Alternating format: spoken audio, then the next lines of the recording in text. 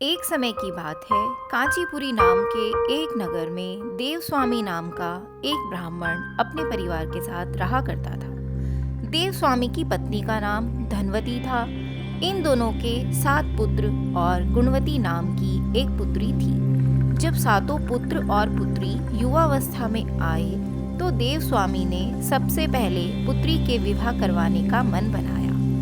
इसके लिए देवस्वामी ने सबसे पहले छोटे पुत्र के पास बेटी की कुंडली दी और उसे किसी योग्य पंडित से दिखाने के लिए कहा। छोटे पुत्र ने ऐसा ही किया। वह अपनी बहन गुणवती की कुंडली एक विद्वान ज्योतिष के पास ले गया। ज्योतिषाचार्य ने भविष्यवाणी की कि गुणवती के विवाह के तुरंत बाद उसके पति की मृत्यु हो गई। इस भविष्यवाणी से व्यथित होकर देवस्वामी ने एक स्वामी से सलाह ली। तब स्वामी ने कहा कि सिंहल नामक द्वीप पर सोमा धोबिन नाम की एक पतिव्रता स्त्री रहती है। अगर वो गुणवती के विवाह से पूर्व घर आकर पूजा करने और अपना आशीर्वाद गुणवती को दे तो दोष दूर हो जाएगा। यह बात सुनकर देवस्वामी ने अपनी पुत्री और छोटे पुत्र को सिंहल द्वीप पर भेज दिया। गुणवती और उसका छोटा भाई यात्रा के दौरान विश्राम करने के लिए समुद्र के किनारे एक पीपल के पेड़ के पास विश्राम कर रहे थे। इसी पीपल के पेड़ पर एक गिद्ध का परिवार रहता था। जब गुणवती और उसका भाई पेड़ के नीचे थे तो गिद्ध के घोंसले में केवल उसके बच्चे थे। गिद्ध के बच्चों ने भाई बहनों के वार्तालाप को सुना और यह भी जाना कि वो सिंहल द्वीप पर जाने की बात कर रहे हैं और रास्ते का उन्हें ठीक से पता नहीं है। शाम के समय जब गिद्ध बच्चों के लिए भोजन लेकर आया तो बच्चों ने पूरी बात गिद्ध को बताई।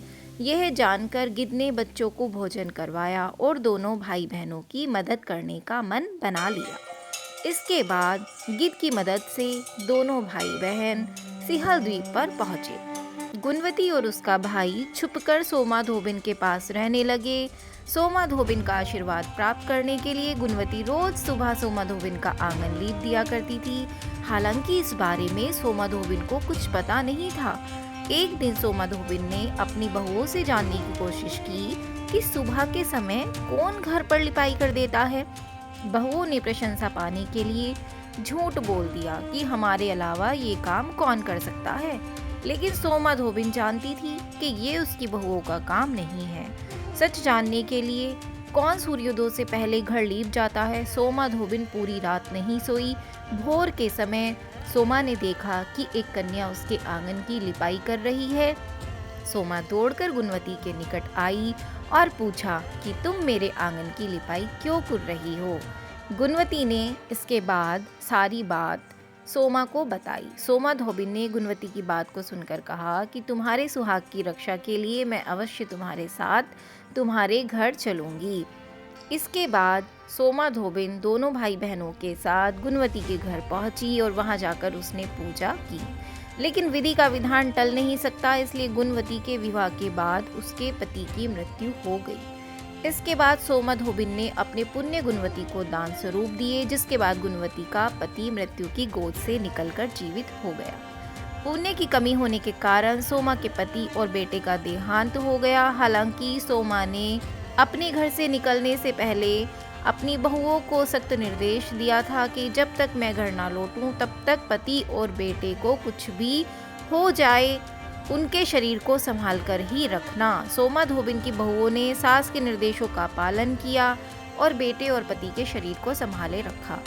वही सोमा ने सिंहल द्वीप पहुंचने से पहले रास्ते में ही एक वट वृक्ष यानी पीपल के पेड़ की छांव में बैठकर भगवान विष्णु की पूजा की और 108 बार पेड़ की परिक्रमा की।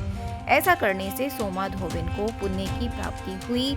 जब सोमा धोबिन घर पहुंची तो उसके पुण्य के प्रताप से बेटे और पति पुनः जीवित हो गए। निष्काम भाव से की गई सेवा का फल बहुत मीठा होता है और इस व्रत का यही लक्ष्य है। तो ये थी मौनी अमावस्या की कथा।